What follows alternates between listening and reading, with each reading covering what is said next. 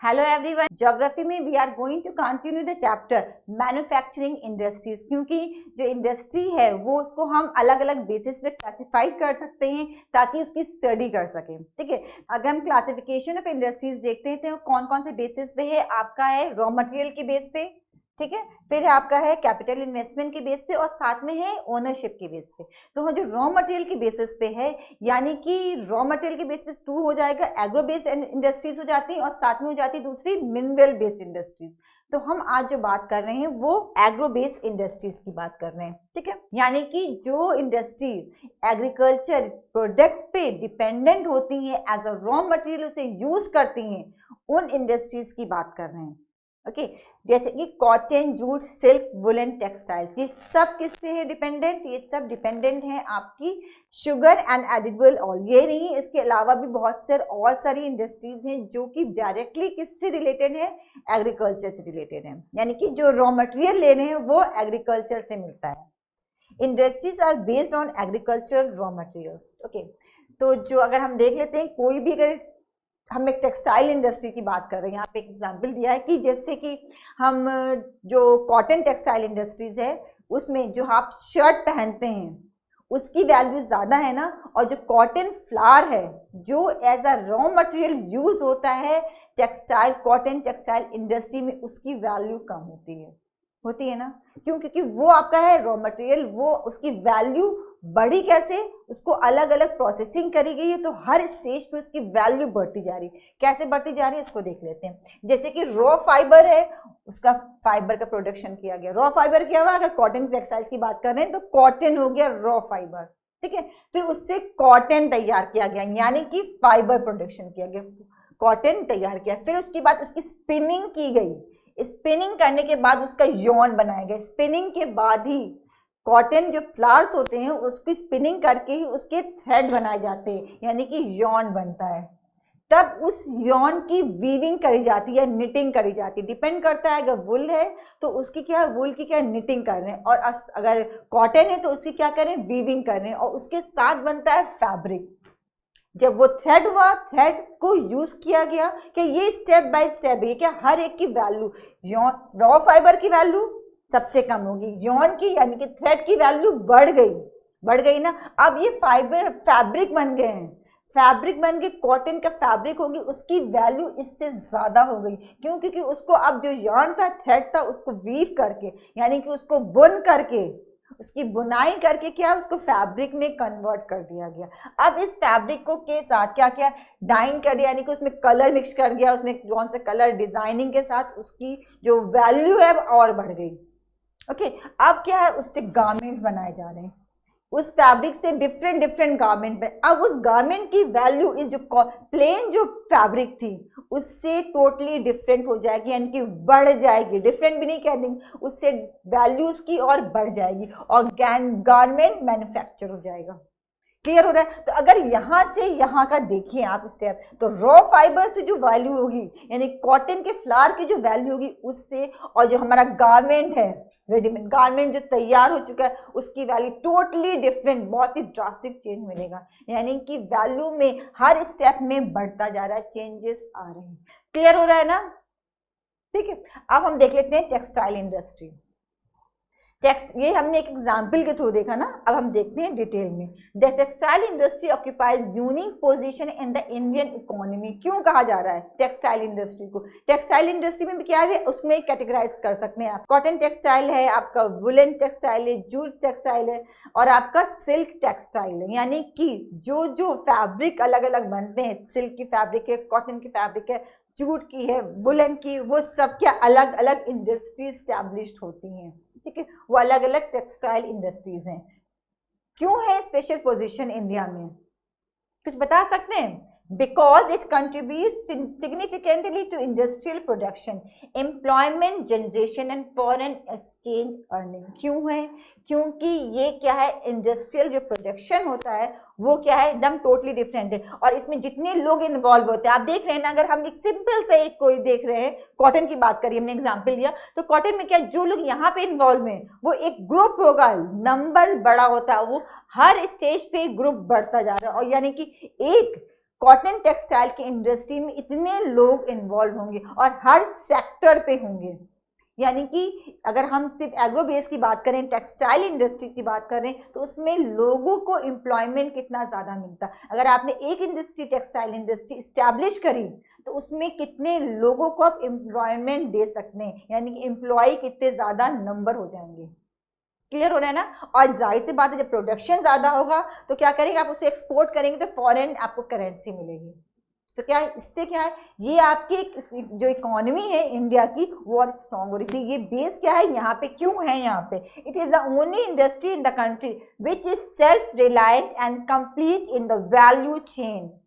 क्यों कहा जा रहा है, that is from raw material to the highest value added products, यानी कि यहाँ से लेकर के यहाँ तक की इसमें किसी का भी इन्वॉल्वमेंट नहीं है टेक्सटाइल इंडस्ट्री में। क्यों, क्योंकि जो रॉ मटेरियल है वो अवेलेबल है यहाँ पे।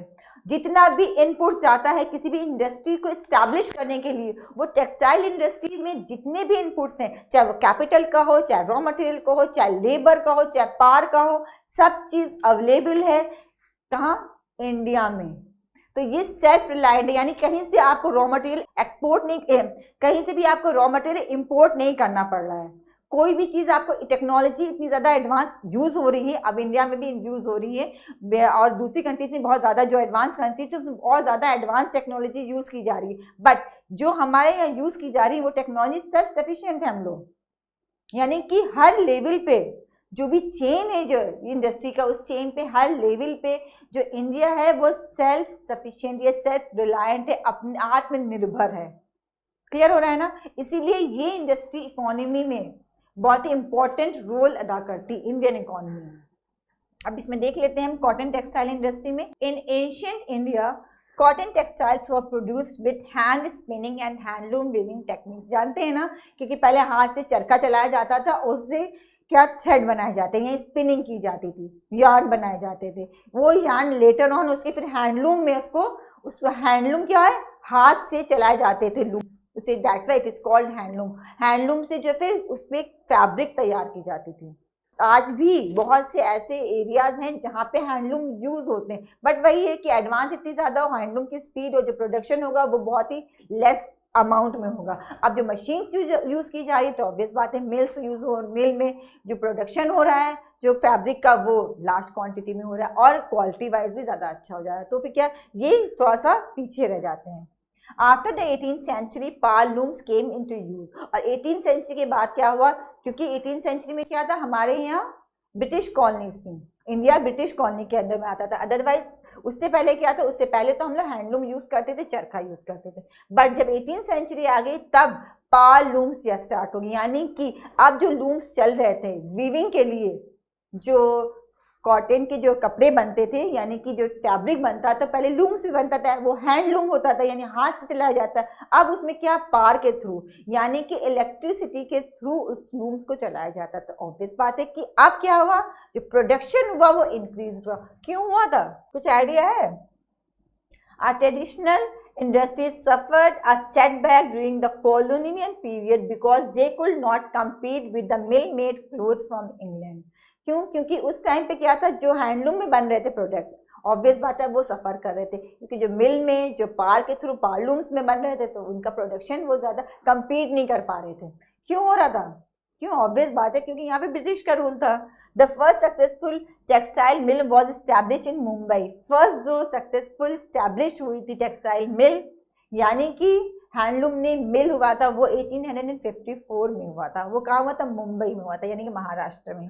The two world Wars were fought in Europe. India was a British colony at that time. There was a demand for clothing in UK, hence they gave a boost to the development of the cotton textile industry. और जो boost मिला यहाँ पे इस time पे क्या है ना, बहुत ज़्यादा encouragement मिली टेक्सटाइल, कॉटन टेक्सटाइल इंडस्ट्री को। क्यों मिली? क्योंकि यहाँ का जो कॉटन था वो बहुत ही ज़्यादा अच्छी रिच क्वालिटी का था। तो जब यहाँ पे ब्रिटिश रूल था तो ऑब्वियस बात है जितना भी यहाँ का जो रिसोर्सेज थे वो सब क्या कर ड्रेन आउट किया गया ना। तक पढ़ा है कि नहीं, जानते हैं कि नहीं, बट जान लीजिए कि ब्रिटिश को जो रूल था उस टाइम पे जितने भी हमारे पास नेचुरल रिसोर्सेज थे वो, या फिर जितनी भी हमारा जो डेवलपमेंट हो रहा था, सिर्फ इस वजह से हो रहा था कि यहाँ के रिसोर्सेज ड्रेन आउट होकर के जो रिच किया जा रहा था, एनरिच किया जा रहा था अपनी कंट्री यानी कि ब्रिटेन को। कर रहे थे। The same was there here कि जब इंडस्ट्रीज का जो डेवलपमेंट हुआ इस टाइम पे इसीलिए हुआ था, क्यों? क्योंकि उस टाइम पे जो यूरोप था, यूके में, उनको क्या करना, टेक्सटाइल इंडस्ट्रीज जो टेक्सटाइल थे वो जो कॉटन की वो सब सप्लाई हो रही थी ब्रिटेन को। क्लियर हो गया ना? In the early years the cotton textile industry was concentrated in the cotton growing belt of Maharashtra and Gujarat. ये आप देख सकते हैं कि अर्ली ईयर्स में जो है ना कि जो कॉटन टेक्सटाइल इंडस्ट्रीज कहाँ पे स्टैब्लिश थी, जहाँ पे कॉटन का ग्रोथ ज्यादा था। कॉटन का ग्रोथ कहाँ ज्यादा होता था? जहाँ पे ब्लैक सॉइल पाई जाती। ब्लैक सॉइल में ही कॉटन जो फ्लावर होते हैं कॉटन के, उसका ग्रोथ बहुत अच्छी होती है। और वो हमारे यहाँ इंडिया में कहाँ है? बेसिकली महाराष्ट्र एंड गुजरात में। आप इस मैप में देख सकते हैं महाराष्ट्र एंड गुजरात में, यानी कि ये है आपका कॉटन की बेल्ट, कॉटन की ग्रोन की, यानी कि जो एग्रीकल्चर लैंड में जिस लैंड पे, जिस सॉइल पे कॉटन की ग्रोथ बहुत अच्छी होती है, वो ये एरिया था, Maharashtra and Gujarat. Availability of raw cotton, market, transport including accessible port facilities, labor, moist quality, climate, etc. contributed towards its localization। अब इस एरिया में जो कह रही है ना, महाराष्ट्र गुजरात में ही बेसिकली लोकलाइज था, कंसंट्रेशन पूरा जो था जो आपके कॉटन टेक्सटाइल का वो इसी एरिया में था। क्यों था? क्योंकि यहाँ पे रॉ मटेरियल की अवेलेबिलिटी थी। क्यों थी? हमने बताया ना आपको, क्योंकि ये एरिया क्या है, यहाँ पे ब्लैक सॉइल पाई जाती है। यहाँ के एग्रीकल्चर लैंड में जो कॉटन है उसकी बहुत ही अच्छी कल्टीवेशन होता है, क्वालिटी वाइज भी बहुत ही अच्छा यहाँ का कॉटन होता है। और यहाँ पे चीप लेबर मिल जाते हैं, पावर की सप्लाई है, वाटर की सप्लाई है। क्यों? क्योंकि यहाँ पे क्या है, यहाँ पे नर्मदा और ताप्ती रिवर बहती है। तो क्या यहाँ ये पोर्ट सिटीज हैं, यानी कि यहाँ से क्या है इजिली, जो कि आप ये देख सकते हैं, ये जो एरिया है क्या है, पोर्ट सिटी है, ये इजिली एसेसिबल था, जो ब्रिटेन या कह दे आपके जो वेस्टर्न कंट्रीज है वहां पे एक्सपोर्ट किया जा सकता था। लेबर हो गया, वाटर सप्लाई हो गई, आपकी पावर हो गई, आपके रॉ मटेरियल हो गए, ये सब चीज की अवेलेबिलिटी। और मार्केट क्या हो गया, ये आपकी एसेसिबल थे मार्केट से आप इजिली। तो क्या ये एरिया इसीलिए ज्यादा डेवलप कर रहा था, यानी कि जितनी भी कॉटन की टेक्सटाइल की जो इंडस्ट्री की जो सेंटर्स थे वो सब इसी एरिया में लोकेट थे या कॉन्सेंट्रेट थे। Clear? This industry has close links with agriculture. Cotton textile को हम देख लेते हैं। कॉटन टेक्सटाइल बेसिकली जब था किस एरिया में और क्यों था? बेसिकली गुजरात है, महाराष्ट्र, यहाँ पे क्यों था? क्योंकि यहाँ पे रॉ मटेरियल है, साथ में लेबर, साथ में पावर, मार्केट, देन पोर्ट, यानी कि ये सब चीज अवेलेबल थे। दैट्स वाई ये एरिया बहुत ही ज्यादा फ्लरिश्ड हो रहा था, सेंट्रलाइज थे कॉटन टेक्सटाइल के लिए। ठीक है, और साथ में this industry has close link with agriculture and provides a living to the farmers, cotton ball pluckers and workers engaged in ginning, spinning, weaving, dyeing, designing, packaging, tailoring and swing, यानी कि बहुत से लोगों का इन्वॉल्वमेंट था। यानी कि जो एम्प्लॉयमेंट मिल रहा था, कितने लोगों को मिल रहा था? जो लोग फार्मर्स जो कि कल्टीवेशन कर रहे थे आपका रॉ मटेरियल का, ठीक है, रॉ मटेरियल का कल्टीवेशन कर रहे थे। अब जो रॉ मटेरियल कल्टीवेशन तो हो गया, जैसे कॉटन की बात करें ना, कॉटन के प्लांट्स तो लग गए, कॉटन आ गया, यानी कॉटन के फ्लावर्स। अब कॉटन के जो फ्लावर्स होते हैं उसकी प्लकिंग की जाती है, ठीक है, एक एक को, तो उसके लिए भी लोग चाहिए, यानी कि वर्कर्स चाहिए, लेबर चाहिए। तो वो साथ में वो लोग एंगेज हुए, साथ में क्या हुए, वर्कर्स एंगेज इन गिनिंग। अब उसकी क्या, वो उसमें जो फ्लावर्स होते हैं उसको सेपरेट किया जाता है, उसमें सीड होते हैं, कॉटन के फ्लावर में सीड होते हैं, तो वो सीड को सेपरेट किया जाता है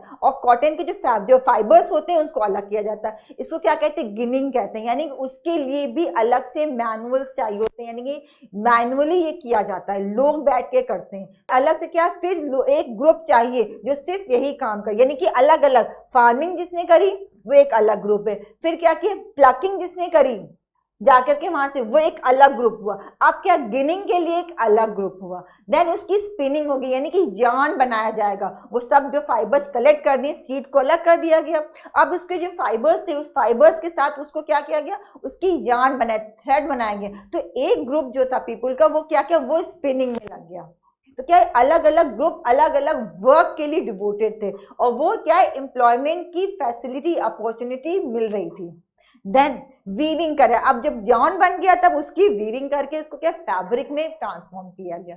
देन अब उसमें क्या ट्रांसफॉर्म तो हो गया, वीव करके एक फैब्रिक बन गया, अब उसको अलग अलग कलर में डाई करा गया, यानी कि वो एक अलग सेक्शन हो गया। आप देख रहे हैं ना कि एक ही इंडस्ट्री में कितने लोग इन्वॉल्व हैं अलग अलग सेक्टर पे।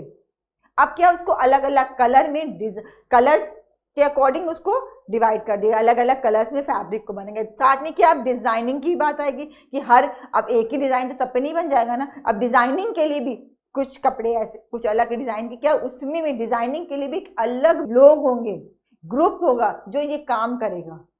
ठीक है, फिर क्या है पैकिंग होने के बाद वो टेलरिंग के लिए गया, तो टेलरिंग के अलग अलग पीसेस बने, क्या बनना है उसका एक्चुअल में, तो उसको अलग टेलरिंग के पास गए। देन उसकी अलग अलग स्टिचिंग हुई, यानी कि अलग ग्रुप में डिवाइड हुआ। यानी कि अगर स्टार्ट करें कि जहां से फार्मर से स्टार्ट हुआ तो एक अलग अलग ग्रुप ने अलग अलग काम किया, इतने सारे लोग इन्वॉल्व हुए तब जाकर के एक इंडस्ट्री स्मूथ रन कर रही है। यू गेटिंग, एक इंडस्ट्री में कितने लोगों का कितने लोग एज अ एम्प्लॉय वर्क कर रहे हैं।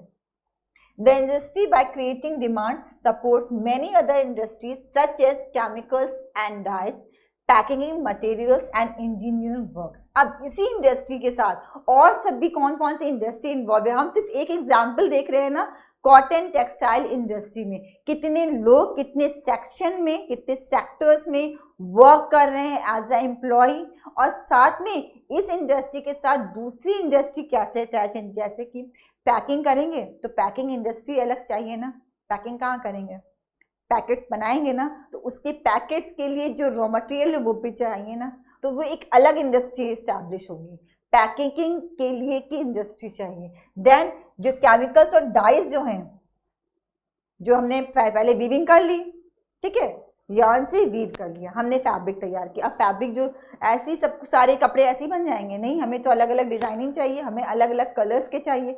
तो वो जो केमिकल्स और डाइज के लिए एक अलग इंडस्ट्री होगी जो डाइज और केमिकल प्रोवाइड करेगी, तभी तो वो डाइज और केमिकल्स यूज कर करके जो एक ग्रुप होगा वो अलग अलग कलर्स में डाई करेगा, वो वीव्ड जो क्लोथ होगा। समझ में आ रहा है। फिर उसकी डिजाइनिंग के लिए एक अलग सेक्टर होगा, यानी कि वो एक अलग इंडस्ट्री होगी। क्लियर है।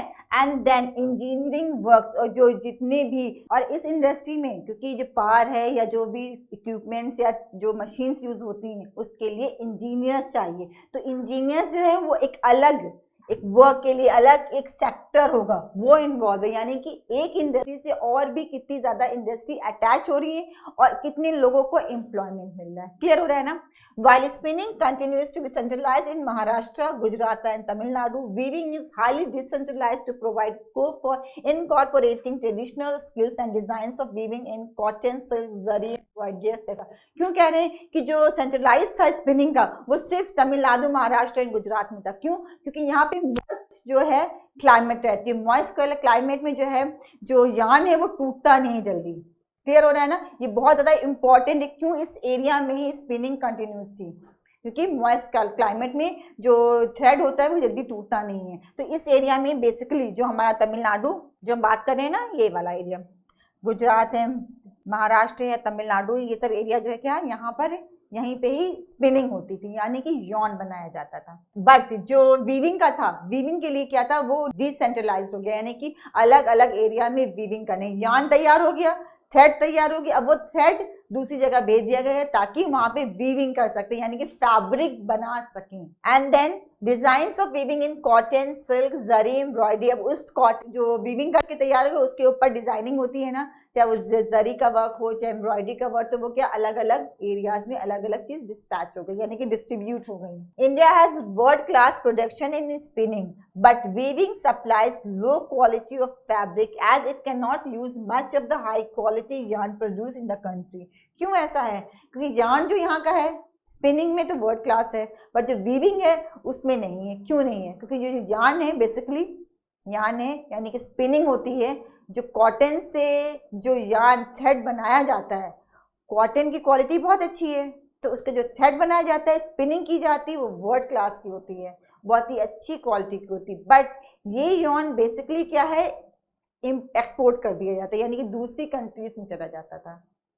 जिसकी वजह से जो वीविंग, अब जो वीविंग यहाँ होती तो थी, ऐसा तो नहीं था कि यहाँ पे कॉटन के कपड़े नहीं बनते थे, बट वो लो क्वालिटी के यार्न यूज होते थे। जो अच्छी क्वालिटी के यार्न होते थे वो क्या करते थे, एक्सपोर्ट करके दूसरी कंट्री में कहाँ जाता है, बेसिकली ब्रिटेन में जाता था। क्यों? क्योंकि उस टाइम पे हम बात कर रहे हैं बिफोर इंडिपेंडेंस की बात कर रहे हैं, तो बिफोर इंडिपेंडेंस में क्या था कि ये इंडस्ट्री इसीलिए स्टैब्लिश ही की गई थी कि यहाँ का जो रॉ मटेरियल है वहां जाकर के यूज किया जाए।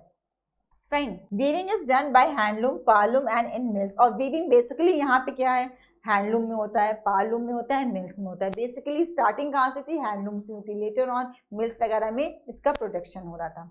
The handloom Handspun khadi provides large-scale employment to weavers in their homes as a cottage industry. As a cottage industry जो है खादी को बहुत ही ज़्यादा encouragement मिला। किसने दिया? गांधी जी ने दिया। क्यों दिया था? सिर्फ इसीलिए दिया था, क्यों? क्योंकि यहाँ के लोगों को employment मिले, जो यहाँ के लोकल पब्लिक है उनको एम्प्लॉयमेंट मिले, और वो जो कंज्यूमर है वो अपने ही प्रोडक्ट को कंज्यूम करें, यानी कि जो प्रोडक्ट है वो यहीं का यूज़ करें, दूसरी जगह का ना यूज करें। इसीलिए इंकरेजमेंट मिली। और ये एज अ कॉटेज इंडस्ट्री यहाँ पे बहुत ज्यादा एक्सटेंड हुआ, लोग इसमें इन्वॉल्व हुए क्यों, as a employ. Why it is important for country to keep the mill sector loomage lower than powerloom and handloom. क्यों ऐसा लगता है कि इंपॉर्टेंट है हमारी कंट्री में कि मिल सेक्टर जो लूमेज है lower than powerloom and handloom? क्यों? क्योंकि जो मिल में जो मिल सेक्टर है, ऑब्वियस बात है, मिल में जो कपड़े बनते हैं वो लार्ज क्वांटिटी में बनते हैं, और जो हैंडलूम्स में बनते हैं, हैंडलूम्स या पालूम से बनेंगे, यानी कि लूम से बनेंगे, चाहे वो हैंडलूम हो चाहे पालूम, उनकी जो नंबर होगा वो कम होगा, और जो लार्ज नंबर होगा वहाँ कहाँ से आएगा, मिल से आएगा।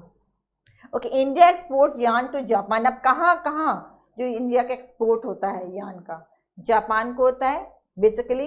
अदर इंपोर्टर्स कौन से हैं? Cotton goods from India are USA, UK, Russia, France, East European countries, Nepal, Singapore, Sri Lanka and African countries. यानी कि इंडिया की जो कॉटन की फैब्रिक है वो बहुत ही ज़्यादा क्या है, रिच क्वालिटी, हाई क्वालिटी की, इसीलिए इसको एक्सपोर्ट किया जाता है। यार्न बेसिकली जापान में किया जाता है, और बेसिकली जो कॉटन के गुड्स हैं, कॉटन के एज अ फैब्रिक या कॉटन के क्लोथ या कॉटन के गारमेंट्स जो है वो किस किस कंट्रीज को एक्सपोर्ट किए जाते हैं? USA, UK, Russia, France, East European जो कंट्रीज हैं वहाँ पे, और नेपाल, सिंगापुर, यानी कि जितनी नेबरिंग कंट्रीज हैं वहाँ पे भी जाता है, श्रीलंका एंड अफ्रीकन कंट्रीज। ठीक है। We have a large share in the world trade of cotton yarn. यानी कि यार्न यानी कि स्पिनिंग के थ्रू जो यार्न बनता है उसमें हमारा जो पोर्शन है इंडिया का वो शेयर करता है large number. Our spinning mills are competitive at the global level and capable of using all the fibres we produce. यानी कि जो हमारा जो स्पिनिंग जो सेक्टर है, स्पिनिंग जो मिल्स हैं वो बहुत ही कॉम्पिटिटिव दूसरे जो वर्ल्ड के जो और जो स्पिनिंग मिल्स हैं और कंट्रीज के उनके कॉम्पिटिशन में खड़ा होता है, क्योंकि यहाँ पे क्या है, क्वालिटी जो है जो कॉटन की, कॉटन जो फ्लावर्स की या कहते हैं कॉटन की जो मटेरियल है वो बहुत ही हाई क्वालिटी है। तो ऑब्वियस बात है जो यहाँ के यॉर्न होंगे वो भी अच्छी क्वालिटी के ही तैयार होते हैं। The weaving, knitting and the processing units can not use much of the high quality yarn that is produce in the country. There are some large and modern factories in these segments. क्योंकि जो जितनी भी yarn जिसकी जो हम कह रहे हैं ना इंटरनेशनल लेवल पे बहुत वैल्यू है, क्यों? क्योंकि ये यहाँ की जो यार्न की क्वालिटी है वो बहुत ही अच्छी होती है, तो इंटरनेशनल मार्केट में एक अलग से एक स्पेस बना रखी है, और जो अच्छी क्वालिटी है वो आपकी एक्सपोर्ट हो जाती है। तो जो यहाँ के जो लोकल है, मैक्सिमम जो छोटे लेवल पे जो इनका इंडस्ट्री है वो ये यार्न यूज़ नहीं कर पाते, सिर्फ जो लार्ज स्केल की इंडस्ट्रीज हैं या मॉडर्न फैक्ट्रीज हैं वही ये यार्न यूज करते हैं जो एक्सपोर्ट क्वालिटी का। अदरवाइज जो यहाँ पे कि जो लोकल है वो हाई क्वालिटी के यार्न यूज नहीं करते हैं। But most of the production is in the fragmented small unit which cater to the local market. अब क्या बहुत, क्योंकि ये क्या है, अलग अलग सेक्टर पे काम हो रहा है ना, देख रहे हैं ना आप, अलग अलग सेक्टर में होता है। इसी वजह से जो लार्ज जो बड़ी जो मिल्स हैं यहाँ पे सारे काम एक ही जगह होते हैं, यानी कि स्पिनिंग भी हो रही, वीविंग भी हो रही, डाइंग भी हो रही है या डिजाइनिंग भी हो रही, सब कुछ पैकेजिंग होकर के सब निकल रहा है माल। तो क्या वो लार्ज स्केल की हो गई। बट जो स्मॉल इंडस्ट्रीज हैं, स्मॉल स्केल की इंडस्ट्रीज हैं, वहां पे क्या अलग अलग सेगमेंट में काम हो रहा है, कहीं पे सिर्फ स्पिनिंग हो रही है, कहीं पे सिर्फ वीविंग हो रही है, कहीं पे सिर्फ डाइंग हो रही है। तो क्या वो सेक्टर्स छोटे हो जाते हैं, इसीलिए उनका इन्वॉल्वमेंट या कहते हैं उनकी वैल्यू कम हो जाती है। क्लियर हो रहा है ना चीज? This mismatch is a major drawback for the industry. As a result many of us spinners export cotton yarn while apparel garment manufacturers have to import fabric. अब क्या है, क्योंकि इसी वजह से जितने भी जो yarn है मैक्सिमम क्या एक्सपोर्ट कर दिया जाता है दूसरी कंट्रीज को, और जो अब मंगाया जाता है गारमेंट्स वगैरह जो मैन्युफैक्चरर्स होते हैं इंपोर्ट करते हैं फैब्रिक्स को, क्योंकि कंपटीशन आ गया, दूसरे फैब्रिक भी साथ में चाहिए होते हैं जिनके गारमेंट्स बने. Suppose that yarn is sold at ₹85 per kg. If it is sold as a trouser, it fetches ₹800 per kg. जैसे हमने बताया ना कि yarn एक थ्रेड तैयार किया, थ्रेड से अलग अलग फैब्रिक बन रहे हैं, अब अलग अलग फैब्रिक से अलग अलग गारमेंट बन रहे हैं. अगर yarn की एक पर केजी जो है 85 पर केजी है रुपीज, तो उसकी वैल्यू कितनी है, सिर्फ आपकी इतनी है. बट अगर उसी का ट्राउजर बना दिया गया, उसे परचेज किया जा रहा है, तो वो क्या है, सेल आउट किया जा रहा है मीन्स, तो 800 पर केजी, यानी कि वैल्यू आप देख रहे हैं कितनी ज्यादा बढ़ गई है.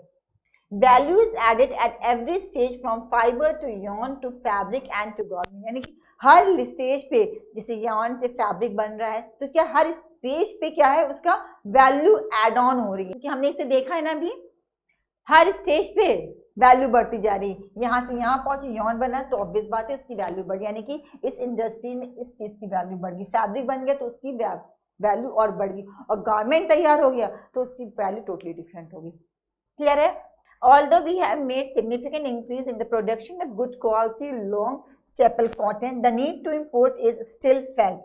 Power supplies, क्योंकि हमने बहुत यहाँ पे क्या है, यहाँ पे जो कॉटन का जो सप्लाई होती है, जो प्रोडक्शन होता है वो गुड क्वालिटी का होता है और इंक्रीज कर गया है, इंक्रीज कर दिया प्रोडक्शन भी कि लॉन्ग स्टेपल कॉटन हो, बट स्टिल अभी भी क्या है, कॉटन इम्पोर्ट किया जाता है. Power supply is erratic and machinery needs to be upgraded in the weaving and processing sectors in particular. क्योंकि जो हम अगर कंपीट करें, हम अगर अपने जो इंटरनेशनल लेवल पे बात करें, तो दूसरी जो कंट्रीज़ हैं वहाँ पे बहुत ही अपग्रेडेड मशीनरी यूज़ हो रही है इस टेक्सटाइल इंडस्ट्री में. तो हमें भी क्या करना है, हमें कोप अप करना है, हमें भी अपनी जो पावर सप्लाई उसको भी इम्प्रूव करना है, यानी कि इस इंडस्ट्री में सप्लाई प्रॉपर होनी चाहिए, और जो हमारी मशीनरी है, जो मशीन यूज़ करें वो भी एडवांस होनी चाहिए, ताकि उससे जो प्रोडक्शन हो हमारा लार्ज स्केल पे हो. Fine. Other problems are the low outputs of labour and stiff competition with the synthetic fibre industry. Problem क्या है कि जो आउटपुट है लेबर का, कि लेबर भी क्या है इसमें बहुत ज़्यादा चाहिए होती है, और हमें स्किल्ड लेबर भी चाहिए. स्किल्ड लेबर में क्या है, जो हमें लेबर जो वर्क कर रहे हैं वो अच्छा इम्प्रूव वर्क करें.